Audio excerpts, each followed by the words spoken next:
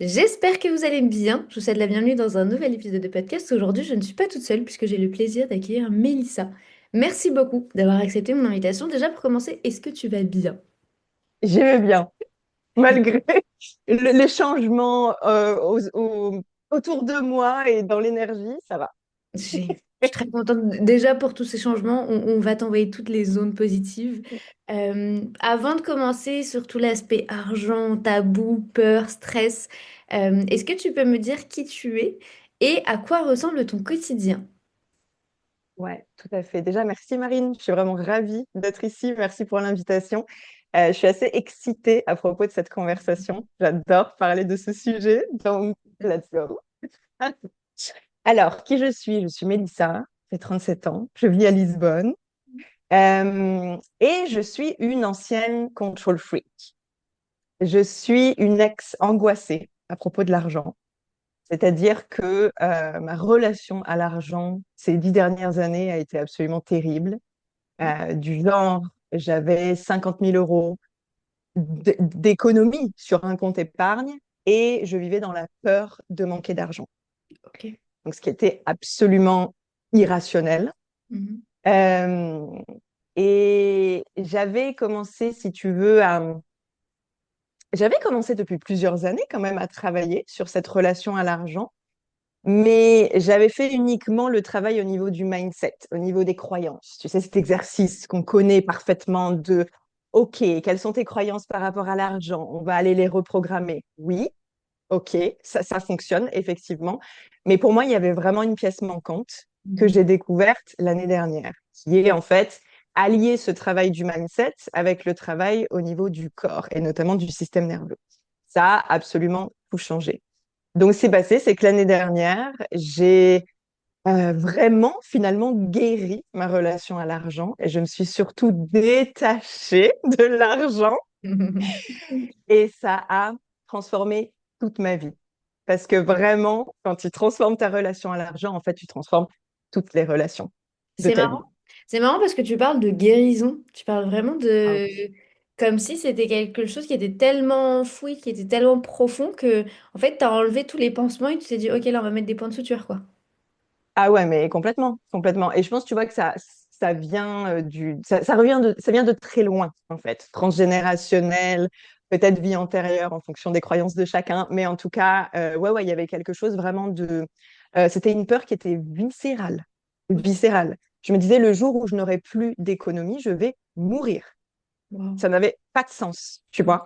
Et Mm. ça m'a demandé vraiment, ouais, c'est ça, d'enlever toutes les couches de l'oignon, d'enlever les pansements les uns après les autres.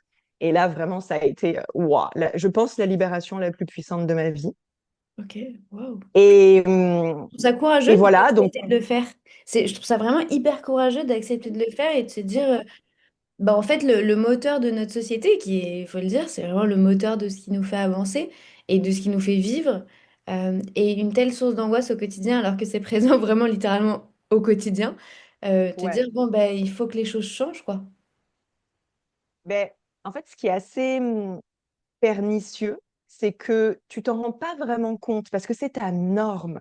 Moi, Mm. si tu veux, je vivais dans une vie, une normalité qui était avoir peur de manquer d'argent, Wow. faire attention à ses dépenses, être constamment en train de s'inquiéter à propos de l'argent.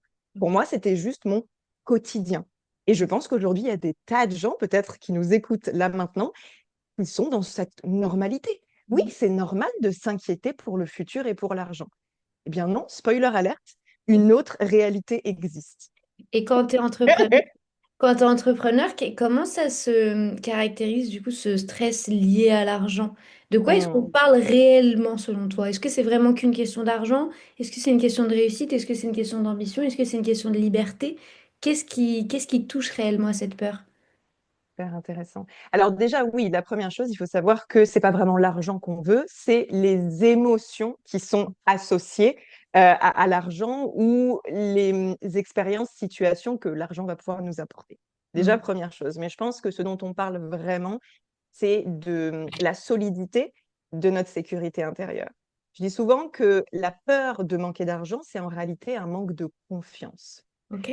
On ne fait pas confiance à la vie pour nous amener les bonnes opportunités. on n'a pas confiance que l'argent va se présenter. Et on Mhm. n'a surtout pas confiance en notre capacité, nous, à créer cet argent ou à trouver des solutions, tu vois. Donc, avoir une sécurité intérieure solide, c'est avoir la croyance que peu importe ce qu'il se passe dans ta vie, et là, en l'occurrence, dans ton business, tu sais que l'argent sera toujours là pour te supporter. Mhm. C'est vraiment ce truc d'avoir un système nerveux bien régulé, Mhm. d'avoir confiance en la vie. Et donc, finalement, quand tu es dans cet état-là, il n'y a plus vraiment de raison de s'inquiéter pour l'argent. Mais du coup, ça veut aussi dire qu'il peut venir d'une autre source que ton chiffre d'affaires, C'était que ma de ton entreprise. C'était ma Et là, prochaine question, j'adore. J'adore. Vraiment, c'est fou parce qu'en fait, tu mets les points sur les questions que je voulais te poser parce que du coup, c'est vrai que pour le coup, pour accompagner de nombreuses femmes au quotidien, c'est vrai que je me rends compte que même si le CA augmente, même si la facturation augmente, la peur est constamment présente de ah oui, j'ai fait une vente, mais il faut faire la prochaine. Ah oui, j'ai facturé tant, mais absolument, on est déjà dans l'après. Qu'est-ce qui justifie absolument. ça, justement? Mais déjà, bon, enfin, faut dire ce qui est, on est dans une société qui valorise la performance, l'accomplissement. Enfin, personnellement, j'ai passé les 9 dernières années, là, le cycle de 9 ans, je l'ai passé là-dedans, tu vois. Donc vraiment, prouver que je suis capable d'être une girl boss, que je suis capable d'avoir du succès, que je peux créer beaucoup d'argent, autant voire plus que les hommes.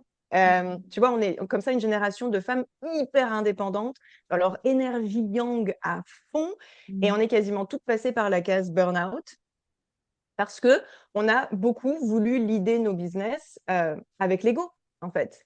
Moi, je me rappelle quand j'ai commencé le coaching en ligne il y a 6 ans, mon tout premier chiffre d'affaires, c'était 5 000 euros, Ok, qui était ouais, génial. tu Et m'étonnes. pourtant, tu sais ce que je me suis dit? Je me suis dit, c'est pas assez. D'accord. Parce que je voyais des coachs qui faisaient 10K par mois. Et donc, du coup, est-ce que j'avais besoin, moi, de 10K par mois à ce moment-là? Pas du tout. Par contre, je voulais prouver que j'en étais capable, tu vois? Mm. Donc, ça nous renvoie beaucoup à la valeur qu'on s'accorde. Donc, Mm. si je ne crée pas assez d'argent pour vivre de mon business, qu'est-ce que ça dit de moi? Qu'est-ce que ça dit de mon travail? Est-ce que je suis un échec aux yeux de la société? Ouais, je vois. Parce qu'on utilise notre chiffre d'affaires comme marqueur de notre sécurité, je l'ai dit tout à l'heure, mais surtout de notre réussite et de notre valeur. Mhm. Tu vois? Donc, la pression qu'on va mettre sur l'argent, c'est absolument dingue. Ouais. Et tant qu'on cherchera ce sens de sécurité dans notre chiffre d'affaires, on ne Mhm. pourra pas le trouver. Ce sens de sécurité, on ne peut le trouver qu'à l'intérieur de nous. Donc, Mhm. l'argent ne viendra jamais le combler. On va probablement ressentir un soulagement quand on va faire un plus gros chiffre d'affaires, par exemple, mais ce sera de courte durée. Ouais. L'inquiétude, elle va revenir tant que tu ne vas pas t'attaquer vraiment au problème de fond, c'est-à-dire construire cette sécurité dans le corps, apprendre à te détacher de l'argent et à te sentir safe, peu importe le montant sur ton compte en banque. Ouais, je vois l'idée. En fait, il y a toujours une corrélation entre notre valeur personnelle, notre valeur professionnelle et justement l'apport en argent qu'on va avoir. Donc, il y a cette corrélation et ce lien de si je gagne de l'argent, je suis forte, si je gagne pas assez, ben, ça en dit quoi sur moi? Et il y a cette culpabilité-là qui tourne, mais du coup, t'en parles beaucoup dans ton contenu, mais moi, ce qui m'interpelle, c'est qu'on parle de culpabilité, quand l'argent circule trop facilement. On n'aime pas l'argent trop facile. Même toi, tu l'as dit, le premier mois, j'ai facturé 5 000 euros. Ça me paraissait pas assez parce qu'il y avait d'autres personnes. Je dis pas que c'était facile. Mais du coup, parfois, tu peux avoir la sensation que gagner de l'argent, c'est simple. Et j'ai l'impression que en tant qu'entrepreneur, avec justement cette peur, cette culpabilité et le tabou qui circule autour de l'argent, on se dit tout le temps, ouais, mais en fait, c'était trop simple. En fait, je le méritais pas. Tu vois? Donc, au-delà de Mhm. la peur, il y a aussi cette méritocratie qui vient d'où, Mhm. du coup? Ça, clairement, c'est les croyances. C'est toutes les croyances dont on a hérité. Tu vois, pour moi, c'est les anciennes croyances du type c'est dur de gagner de l'argent. Mm. L'argent tombe pas du ciel. Ça nous amène à penser que l'argent facile, c'est forcément de l'argent sale, qu'on ne l'a pas gagné de manière honnête, en fait. Et tu vois, nos grands-parents, ils ont souvent travaillé dur pour gagner juste de quoi survivre. Le Ouais, mode survie, nos ancêtres, ils l'ont connu. ok. Donc, si tu veux, ça a complètement conditionné et façonné le monde dans lequel on vit aujourd'hui. Pourtant, le monde dans lequel on vit aujourd'hui, il est totalement différent. Aujourd'hui, ça n'a jamais été aussi facile de Ouais. créer de l'argent et même beaucoup d'argent. Il suffit d'avoir une connexion Internet et c'est parti. C'est ouf. Donc, tu vois, on est vraiment sur des... Oui, c'est générationnel, je pense. Et c'est surtout que, oui, on est conditionné par ces anciennes croyances qui, pour moi, aujourd'hui, n'ont absolument plus leur place, en fait. Mm. Euh, et il y a ce truc, oui, cette société très liée à la notion de mérite. On pense qu'on doit faire des efforts, performer. Je pense qu'on Mm. doit en chier, en fait, pour se sentir légitime de recevoir de l'argent. Et ça remonte aussi à l'enfance, tu sais, où Ok, on a grandi en fait en pensant qu'on devait gagner l'amour, la validation, être ok. une bonne petite fille, être une bonne élève. Et Mm. du coup, ça pour être aimé et accepté. Tu vois, on avait des félicitations et des récompenses quand on ramenait une bonne note. Et on se Mm. faisait punir Ouais. si on n'avait pas fait un bon travail. Mm. Donc, il y a ça aussi qui joue énormément. Et après, je pense que en lien avec cette histoire d'anciennes croyances, de génération, etc., il y a aussi les loyautés familiales. C'est-à-dire que si dans notre famille, tout le monde a galéré, tu vois, Mm. pour créer de l'argent, tout le monde a vraiment créé de l'argent à la sueur de son front et que ça a été difficile, ça crée en fait des loyautés familiales où on va reproduire le schéma même inconsciemment.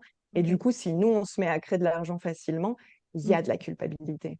Et du coup, tu crois que tous ces schémas-là, au-delà de la personnalité, au-delà de la société, parce que, en fait, j'aime bien dire que on renvoie souvent notre peur à l'argent, à la société, parce qu'on va se comparer aux autres, parce que il Ouais. faut, tu vois, il y a un...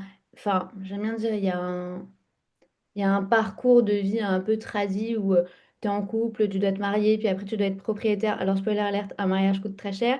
Devenir propriétaire, vous allez vous tirer les cheveux pendant 1 an et demi. Et puis après, il faut avoir des enfants, mais du coup, les enfants, il faut quand même les nourrir et puis réussir à les éduquer et puis payer tout ce qu'il y a autour sans s'oublier soi-même. Wow. Donc, en fait, tout tourne toujours autour de l'argent. Et moi, ma question, c'est, du coup, cette peur, elle est renforcée par qui nous sommes, par notre personnalité et par ce qu'on a vécu dans notre vie en plus de la société, tu penses? Genre, c'est des choses qui se mettent en couche, sous couche, sous couche? Ou est-ce qu'on a tout un peu plus ou moins les mêmes peurs, les mêmes doutes, et quel que soit notre parcours de vie, les peurs seront les mêmes? Non, les peurs ne seront pas les mêmes. Clairement, je le vois complètement autour de moi.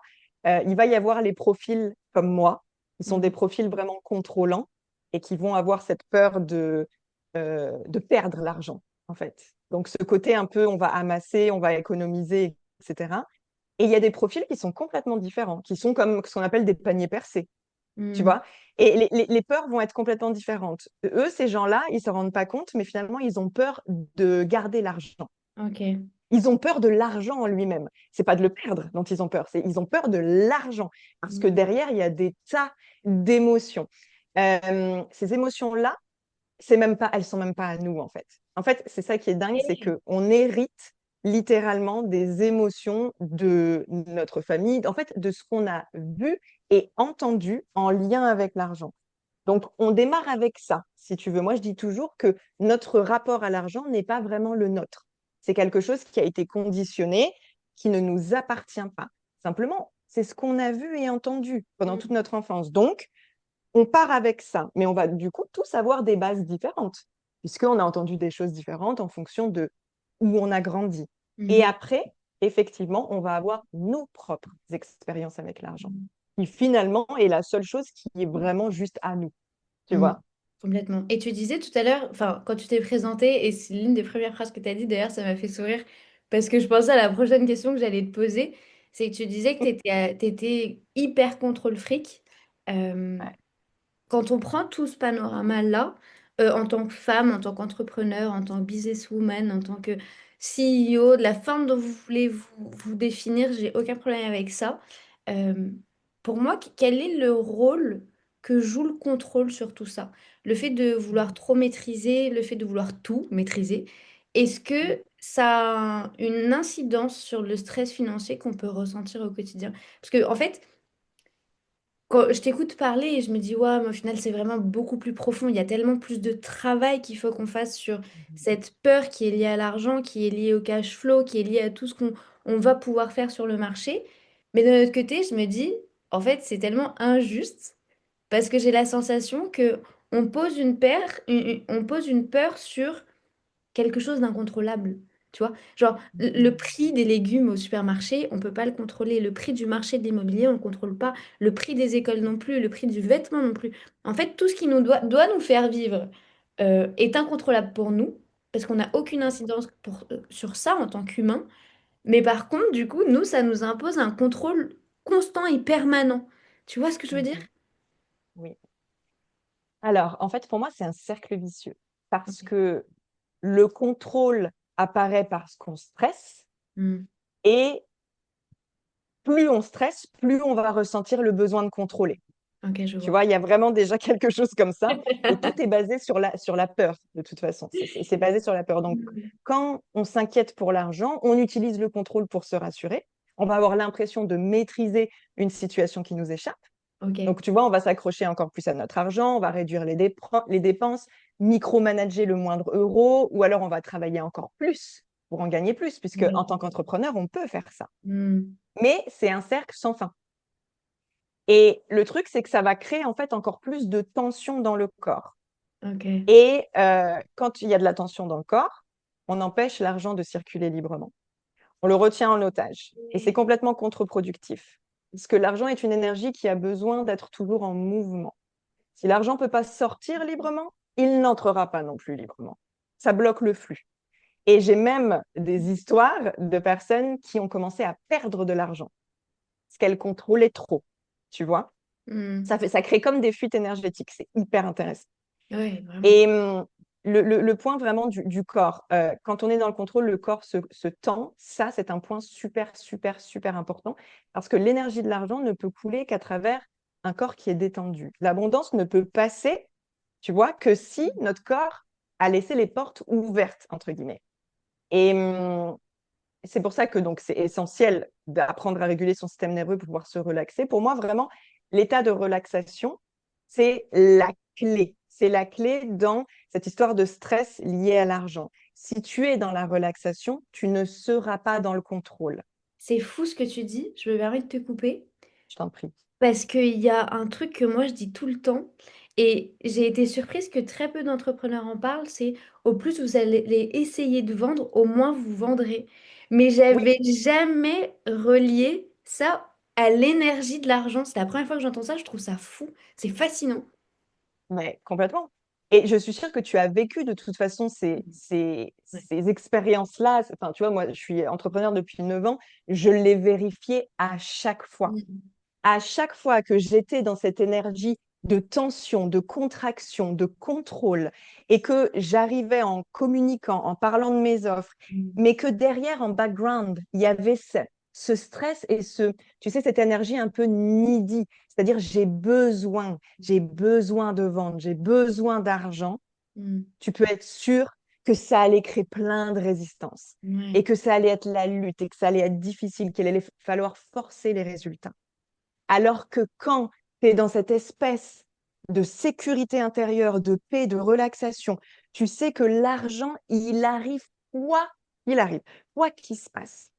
Et en fait, là, tu parles de tes offres, de ce que tu proposes depuis un espace qui est l'espace de la passion, de la joie, de l'excitation. Et il n'y a pas ces énormes attentes derrière, tu vois, cette énorme pression derrière. Et là, qu'est-ce qui se passe?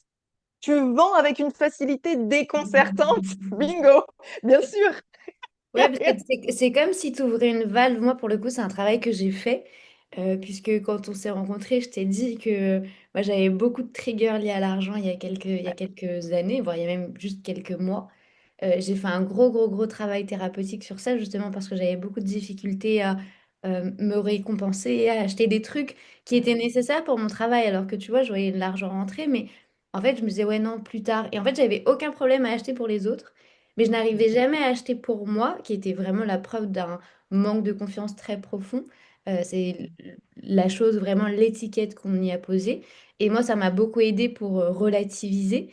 Mais c'est vrai qu'à partir du moment où moi, j'ai fait ce travail de je mérite et j'ai le droit et je peux, et même si les autres ne seront pas contents, mais moi, en fait, je suis arrivée là grâce à mes efforts. Directement, en fait, ça, je dirais pas que c'était magique parce que franchement, j'aime pas le mot magique en business parce que pour moi, rien n'est magique. Mais ça construit une chance où en fait, tu appuies sur un bouton et tu as l'impression qu'il y a une valve qui s'ouvre, tu sais. Et c'est pour ça que je trouve ça fou que tu me parles d'énergie monétaire, d'énergie liée à l'argent, parce qu'en fait, j'avais jamais fait la corrélation.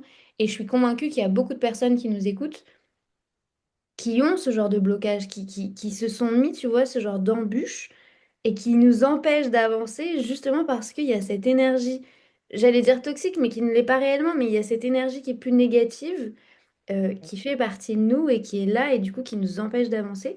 Comment est-ce que toi, tu ferais la différence entre la peur de manquer, la peur déguisée de se dire, ah, comme toi tu l'as eu, ou vraiment la différence entre la sécurité financière. À quel moment est-ce que, vu que tout ce qu'on a évoqué, c'est pas irrationnel, mais c'est pas palpable, tu vois, tu vas pas te dire, ah c'est bon, je vais acheter une maison, ah c'est bon, là ça va passer. Non, parce que les gars, je vous le dis, pour avoir fait ça, après il y a une autre peur qui arrive de, ok, maintenant j'ai l'argent, mais ok, là j'ai la maison, là j'ai l'argent, ok, mais l'argent il va sortir. Du coup, on fait comment? Tu vois, c'est un peu le cercle vicieux, le Ouais. serpent qui se mord la queue. Du coup, tu fais comment pour différencier les deux, pour pas que ça Hum. s'empiète dans ton quotidien, tu vois ce que je veux dire?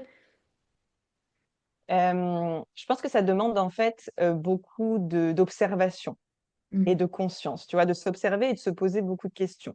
Je pense que si on est honnête avec soi-même, on le sent quand Mm. notre besoin de créer et de mettre de l'argent de Mm. côté, il est motivé par la peur.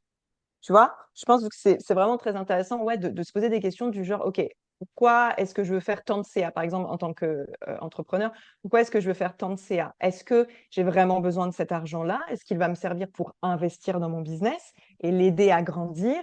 Ou est-ce que c'est pour le mettre dans un projet qui m'excite? Mm. Ou, tu vois, pourquoi est-ce que je ressens le besoin d'économiser cet argent? Est-ce que c'est pour amasser toujours plus et me sentir en sécurité? Et pas de jugement, j'ai été là-dedans pendant des années. Voilà, c'est vraiment l'idée de s'observer, observer ses comportements avec l'argent, sa manière de dépenser, qui est extrêmement révélatrice. Et vraiment, ouais, comment on se sent quand les chiffres descendent en dessous d'un certain palier? Est-ce que ça met l'alarme rouge, tu vois? Est-ce que ça nous fait paniquer? Est-ce que, en tant qu'entrepreneur, on a déjà fait des investissements qui étaient un petit peu risqués? Parce que les entrepreneurs à succès, ils ont déjà tous pris des risques avec leur argent. Et beaucoup ont déjà dépensé de l'argent qu'ils n'avaient même pas encore. Mm. Complètement. Donc, même si, bien sûr, je ne veux pas inciter à faire n'importe quoi, évidemment, mais pour moi, ça, c'est le signe d'un rapport sécure et détaché à l'argent. Mm. Quand on se dit, bah allez, ok, euh, ouais, je sais pas, il y a vraiment cette forme de, on le sent si au fond on croit que l'argent va revenir dans tous les cas. Ou si on sent qu'à chaque fois que l'argent sort, on est comme, est-ce qu'il va revenir? Est-ce Mm. qu'il va revenir? Complètement. Tu vois, et c'est vachement lié aux attachements, tu sais, au style d'attachement. Le Mm. style d'attachement anxieux, c'est quand on a peur de se faire abandonner par les gens, par exemple. Mm. Et c'est exactement la même chose. C'est la Mm. même chose. Est-ce que si je laisse mon argent partir, si je le contrôle pas, que je le garde, est-ce qu'il va finalement revenir à moi? Du coup, notre rapport à l'argent va vachement driver la manière dont on va gérer notre business, du coup, logiquement. Complètement. Ok. Complètement. Et comme tu vois, comme on l'a dit juste avant, de toute façon, le, euh, ton rapport à l'argent impacte énormément ton rapport à la vente, déjà de base. Mm. Donc voilà, il y a ce côté très, quand tu es dans la relaxation, ça va être déjà beaucoup plus facile. Et puis, ça va permettre aussi de faire baisser énormément le niveau d'exigence, le niveau d'attente, le niveau de pression. C'est ça, c'est que ça, pour moi en tout cas, ce que ça a fait, c'est que ça m'a permis d'être beaucoup moins euh, ouais, contrôlante, d'être beaucoup moins contrôlante, de faire beaucoup plus confiance.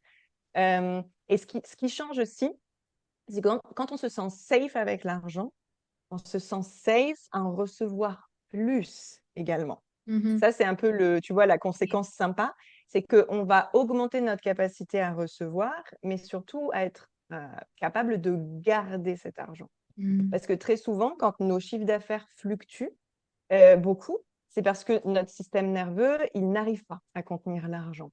Il voit en fait ces grosses sommes auxquelles on n'est pas habitué comme un danger. Et il va faire en sorte qu'on va revenir à notre baseline qui est confortable. Tu Mhm. vois, c'est hyper intéressant, ça fonctionne comme un thermostat en fait. Ok. C'est-à-dire que notre corps est habitué et programmé à un certain chiffre d'affaires, donc à une certaine température, tu vois, pour prendre l'exemple du thermostat. Et dès qu'on va le dépasser, hop, il va revenir au chiffre d'affaires qu'il connaît, Mhm. et sauf si on en programme un nouveau. Tu vois, donc c'est ça, c'est que ça va agir en fait sur énormément, énormément d'aspects du business, que ce soit vente, que ce soit capacité à recevoir l'argent, à augmenter son chiffre d'affaires, etc., etc. C'est absolument puissant.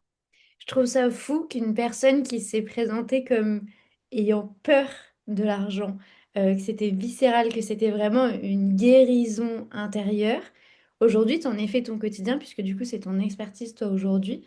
Euh, Mm. Comment est-ce que tu arrives au quotidien? Parce qu'au-delà des peurs, il y a des jugements, il y a l'exposition, et puis il y a un mot que les gens adorent utiliser, c'est l'argent, c'est tabou. On ne parle pas d'argent, on ne dit pas combien on gagne, on ne dit pas combien on facture. Euh, Comment est-ce qu'au quotidien, toi, tu le vis? Est-ce que tu ressens ce poids ou est-ce que tu es tellement en paix que, en fait, tu te dis, bon, bah, il faut que je libère tout le monde? Comment tu le vis? Écoute, au début, ça a été très difficile pour mon ego. Il voulait pas. Il a fait beaucoup de résistance. Je sentais vraiment l'appel une fois que j'ai eu ma propre guérison, ma propre transformation. C'est ça. Je me suis dit, mais je te jure, j'en pleurais en fait. J'en pleurais. J'ai fait un épisode de podcast où je parle de ça. Je parle de ma guérison, de ma libération. Et j'ai dit, mais c'est tellement puissant ce que j'ai ressenti que je ne pouvais pas faire autrement que le transmettre et qu'aider d'autres femmes à faire ce même travail. Donc, l'appel, il était là, mais il y avait mon ego qui disait, ça va pas ou quoi, tu vas pas commencer à parler. Donc, moi, tu vois, je suis allée au bout de mes économies. Enfin, moi, l'expérience que j'ai vécue pour me détacher de l'argent, elle a été assez extrême. C'est pas, tout le monde n'est pas obligé de passer par là. Mais moi, je suis arrivée vraiment à 0 € d'économie. Vraiment, je suis allée confronter ma plus grande peur. Et voilà, c'était comme ça que ça devait fonctionner pour moi.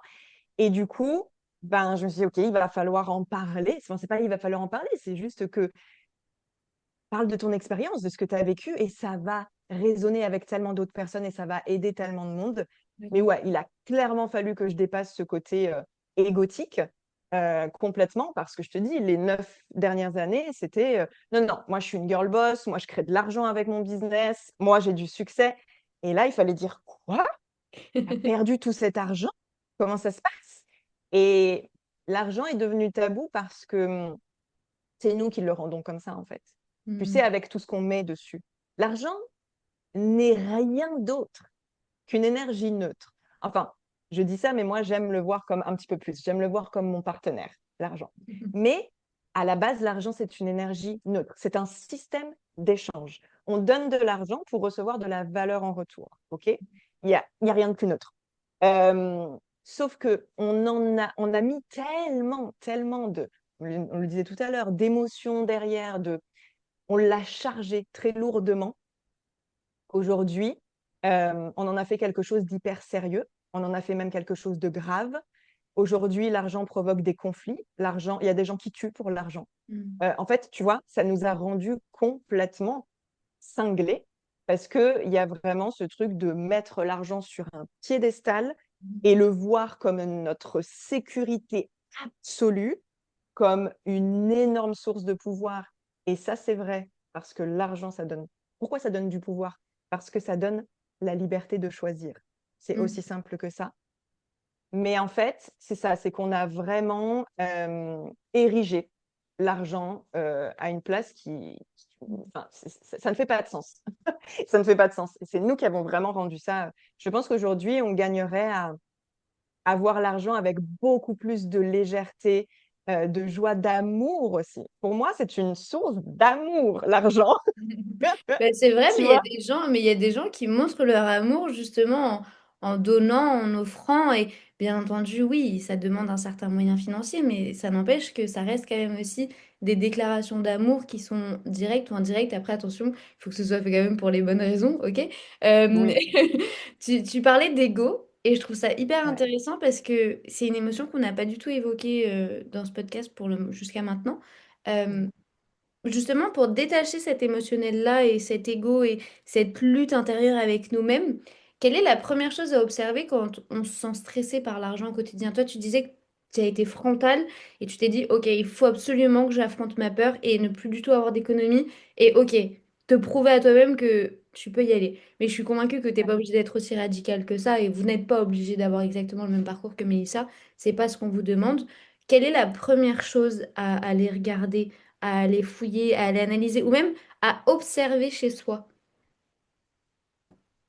Dès qu'on va ressentir du stress par rapport à l'argent, ce qui Mm, fonctionne extrêmement bien, et je peux dire que je l'ai utilisé maintes et maintes fois quand j'étais dans ce processus de détachement, c'est se rappeler qu'ici et maintenant, on mm, est en sécurité. Quand le mental commence à s'emballer, c'est parce qu'on se met à stresser pour le futur. mm, On élabore des scénarios catastrophes. On se dit qu'on n'aura pas l'argent dont on a besoin, qu'on ne va pas pouvoir payer nos factures, etc.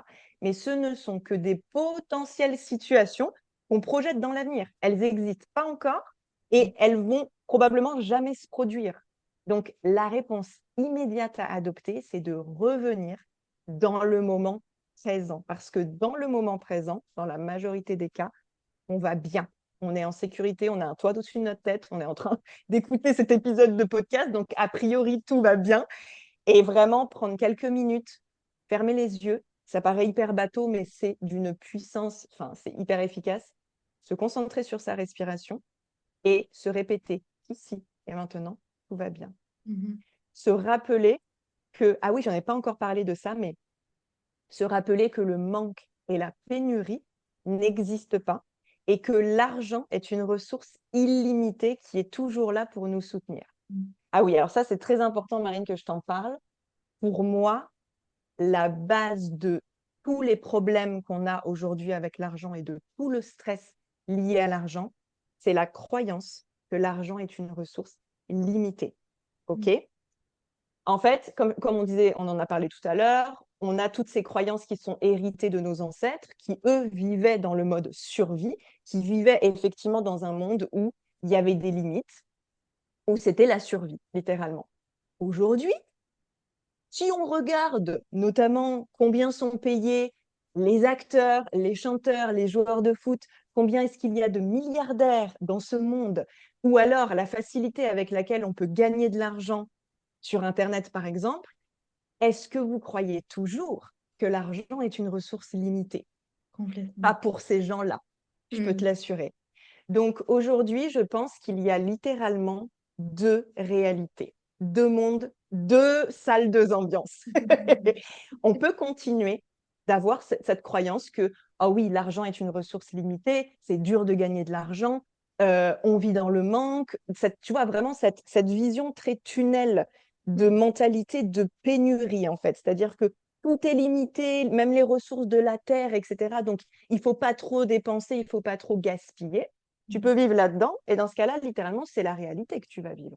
Parce que le monde va te refléter ce que tu crois. Ou alors, tu peux décider de travailler sur ces croyances-là et d'en adopter des nouvelles qui mm, sont, ben non, moi je vis dans un monde où déjà le monde est incroyable, exceptionnel, tout le monde veut mon bien, mm, il y a plein d'opportunités qui sont partout autour de moi et littéralement c'est comme si ton regard, il venait, tu vois, ton champ de vision, il vient mm, s'étirer et en fait tu peux voir la magie, tu peux voir des opportunités que tu n'aurais jamais pu voir ou saisir auparavant. complètement. Et cette, Ouais. cette logique de pénurie, elle fait complètement sens parce que, en fait, ça résonne très fort. Parce qu'il faut que je fasse une confidence dans ce podcast. Pendant très longtemps, mais vraiment pendant des années, il était impossible pour moi de regarder combien j'avais sur mon compte. Impossible. Et vraiment, en fait, c'était trop me demander. Vraiment, à tel point que parfois, j'avais mon entourage qui me disait, et c'est bon, t'as réussi à rentrer dans l'appli de la banque?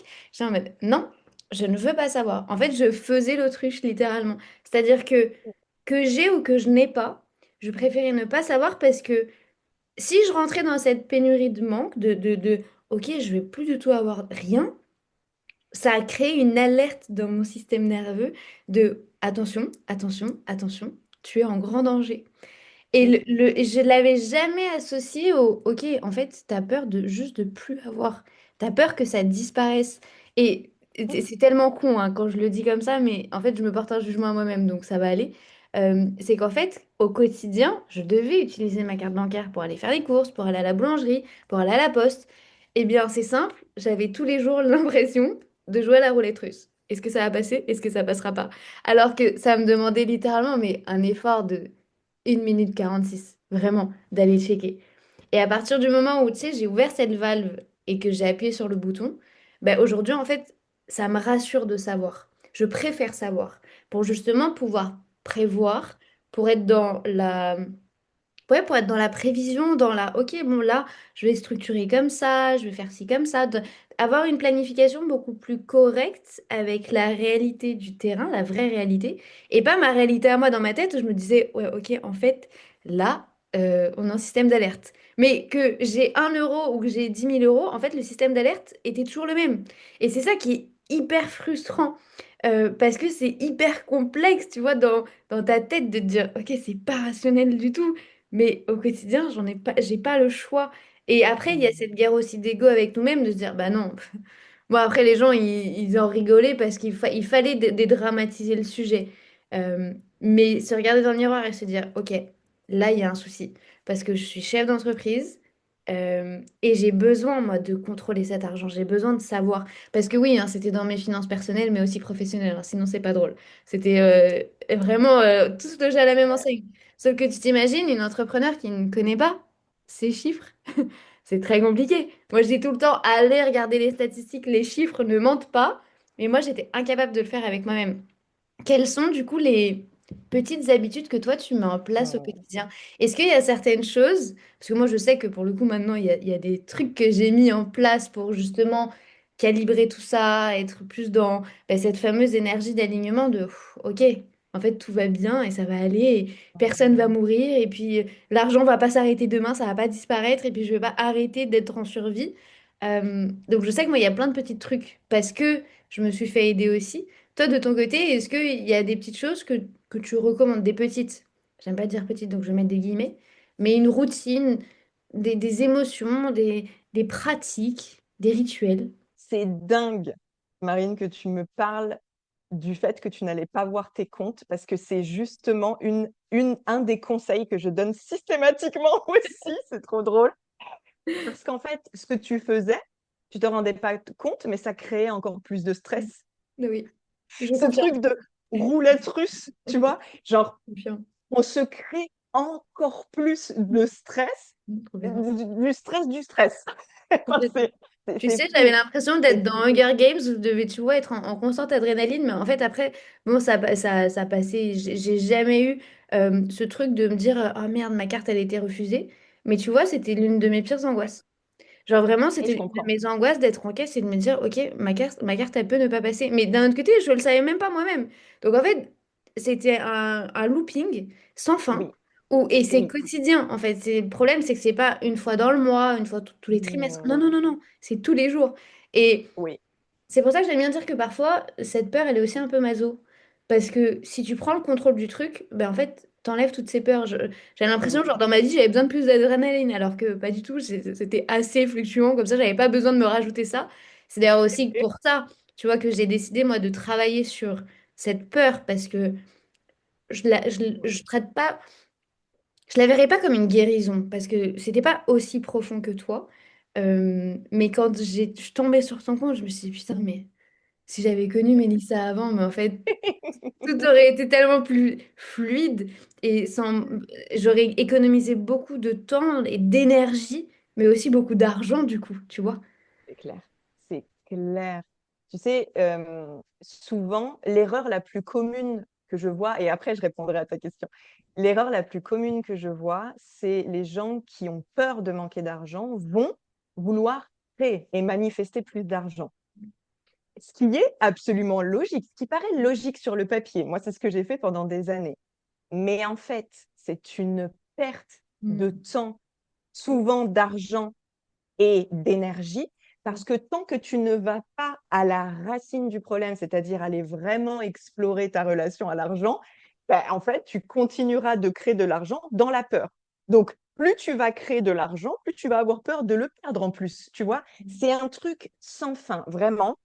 Et oui, du coup, pour revenir au fait notamment d'aller voir son compte, en fait, c'est trop important d'être au clair sur combien on a sur notre compte en banque, combien on dépense par mois, combien on rentre, etc., etc., de combien on a besoin tous les mois. Et on pense que ça va nous stresser, Mm. alors que ce qui nous stresse vraiment, c'est de ne pas savoir, en réalité. Ouais. Surtout qu'il Tu y a vois? aussi un niveau de culpabilité qui fait que en fait, à chaque fois dans notre vie, dans notre quotidien, et pour le coup, ça rejoint aussi ce qu'on disait beaucoup avant, c'est que on nous dit tout le temps, oui, il y a ton histoire de vie laisse des séquelles, il y a forcément des traumas que tu vas développer, etc. En fait, moi, j'avais cette culpabilité qui était double parce que dans ma vie, enfin, grâce à mes parents, en fait, je n'ai jamais manqué. J'ai toujours fait partie de ces familles hyper chanceuses qui partent en vacances tous les ans et c'était pas on part à 1 heure de Paris. Non, non, c'était des très belles destinations. On n'a jamais manqué, tu vois. Et du coup, il y avait cette double culpabilité de me dire, mais merde, ça vient d'où? Pourquoi je suis comme ça? Pourquoi j'ai peur, tu vois? Et du coup, bah, ça rajoutait encore plus de peur. Et c'est cet effet boule de neige qui, quand on Mmh, parle d'argent, bah, en fait, c'est atroce. Parce que du coup, tu as l'impression de ne jamais en sortir. C'est pour ça que il fallait trouver des trucs du quotidien pour mmh. justement, tu vois, stop, genre, souffle, tu vois, genre, ça va bien se passer. Il n'y a pas de raison. Oui, oui, oui, oui, oui. Mais je te comprends tellement parce que c'est pareil, je n'ai jamais, jamais manqué pendant mon enfance. Hmm. Ouais. Et d'ailleurs, on le voit souvent chez des personnes qui n'ont pas manqué. Parce qu'en fait, le manque, du coup, c'est quelque chose d'inconnu et donc c'est ce qui nous fait peur. Tu Ok. sais, souvent, ce qu'on ne connaît pas, c'est ce qui nous fait peur. Mhm. Donc, ouais, il y a vraiment un truc comme ça, c'est assez fou. Mais en tout cas, ce que je peux recommander au quotidien pour vraiment apaiser sa relation à l'argent, et encore une fois, ça paraît bateau, mais c'est tout ce qui va vous permettre de réguler votre système nerveux et d'être dans un état de relaxation au quotidien. C'est la clé parce que ça va instantanément créer une sécurité intérieure une fois on la vit, et ce qui fait que les insécurités financières, elles vont avoir de moins en moins de prise, tu vois. Et pour ça, il existe des tas d'outils de pratique simples qu'on peut faire tous les jours si on en a envie, qui vont consister à se connecter à notre corps et à le bouger, notamment. Donc, tu vois, ça peut être des mouvements doux, du stretching très, très doux avec une musique lente, etc. Ça peut être de la danse, ça Mhm. peut être la technique du shaking qui est hyper connue, où on va vraiment, tu vois, secouer tout le corps. La marche, tout simplement, qui est un mouvement bilatéral, donc qui va aider le système nerveux à se réguler. En fait, le but, c'est vraiment de bouger le corps pour éviter que les émotions stagnent, puisqu'on a dit que le stress lié à l'argent, c'était émotionnel. Mhm. Donc, on veut faire circuler l'énergie dans le corps, si tu veux. Donc ça, voilà, on peut se créer comme ça une petite routine. Ça peut être 5-10 minutes par jour. Et puis, on n'est pas obligé de se culpabiliser. C'est pas obligé non plus d'être tous les jours. Mais en fait, c'est super important qu'on ait comme une base Mhm. où on se sent relaxé dans sa vie. Et rien que ça va changer absolument tout. L'autre technique que je recommande beaucoup, c'est l'EFT, Emotional Freedom Technique. Donc, en fait, on va aller tapoter sur des méridiens pour libérer les charges émotionnelles.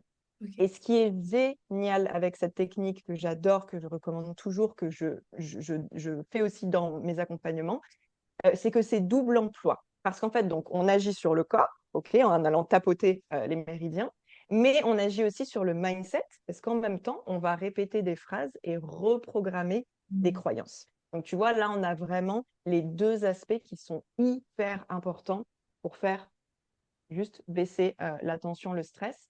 Et ça, on peut trouver des petites sessions super facilement sur YouTube, gratuitement. Voilà, vraiment, je recommande. Et l'autre chose, si on est vraiment, on a un profil contrôlant et qu'on est très, très attaché à l'argent, ça va être de s'habituer à augmenter doucement sa zone de confort de dépense.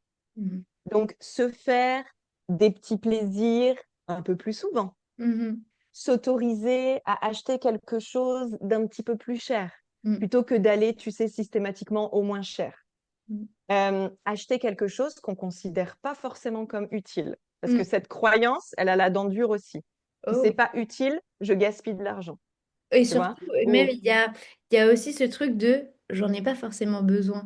Moi, tu vois, oui, tu viens d'appuyer sur un truc parce que moi, quand j'ai commencé à travailler sur ça, ça a été un exercice du coup qu'on m'a donné à faire, de réussir à me faire plaisir. Il y avait un truc que j'avais envie d'acheter que je n'arrivais pas. J'arrivais pas à passer le cap et pour le coup, ça faisait des mois que je le voulais. C'était une machine à café. Ok, tout con. Mais moi, ma machine à café à la maison, elle était fonctionnelle. Mais de me dire que oui, j'en avais pas forcément besoin à l'instant T, mais que j'en avais envie, tu vois. Ça surplombait, donc c'est un super bon exercice et moi, ça m'a énormément aidé à, ok, une première fois, je culpabilise un peu, mais ça va. La deuxième fois, je culpabilise encore un peu. La troisième fois, ok, là, je commence vraiment à prendre goût et ça commence vraiment à me faire plaisir, quoi, de me faire plaisir.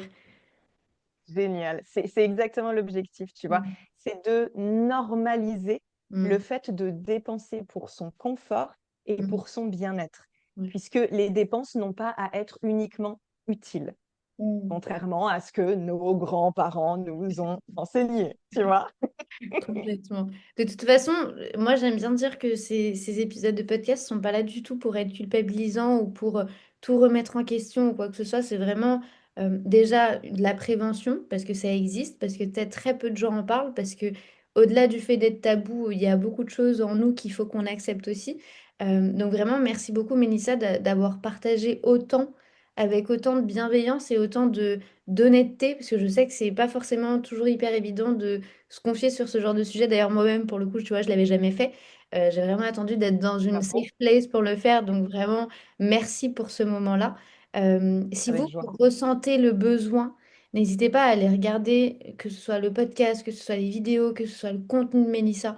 Parce que vraiment, croyez-moi qu'il y a quelques années, j'aurais adoré tomber sur ton compte et me dire, OK, en fait, c'est bon, je peux, j'ai le droit.